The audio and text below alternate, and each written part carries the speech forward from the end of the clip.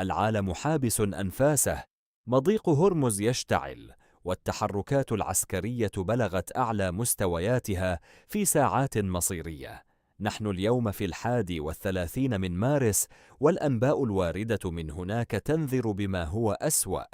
تقارير استخباراتية دولية تتحدث عن عملية وشيكة وتواجد مكثف للسفن الحربية والغواصات في قلب الممر المائي الأكثر حساسية في العالم. هذا التوتر ليس مجرد مناوشات كلامية، بل هو السبب الرئيسي لموجة غلاء المحروقات العنيفة التي نشهدها الآن في كل بقاع الأرض. مضيق هرمز، عصب الطاقة العالمي، يمر بلحظات حرجة بعد تبادل التهديدات بين طهران وواشنطن.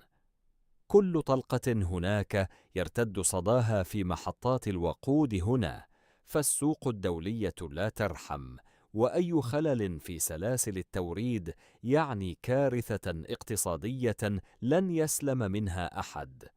هل نحن أمام شرارة المواجهة الكبرى، أم أنها مجرد لعبة عض أصابع لتحقيق مكاسب سياسية؟ الموقف خطير جدا، والأساطيل البحرية في حالة استعداد قتالي قصوى. نحن نتابع هذه التطورات لحظة بلحظة لننقل لكم الصورة الحقيقية لما يجري خلف الكواليس. ابقوا معنا، فالساعات القادمة قد تغير وجه التاريخ والاقتصاد العالمي.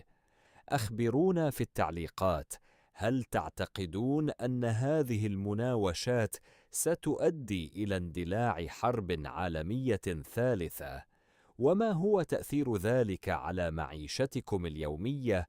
دعمكم باللايك والاشتراك يقوي صوتنا لنقل الحقيقة. فعلوا الجرس ليصلكم أول خبر فور وقوع أي مواجهة. شكرا لمتابعتكم، وحفظ الله السلام العالمي. إلى اللقاء.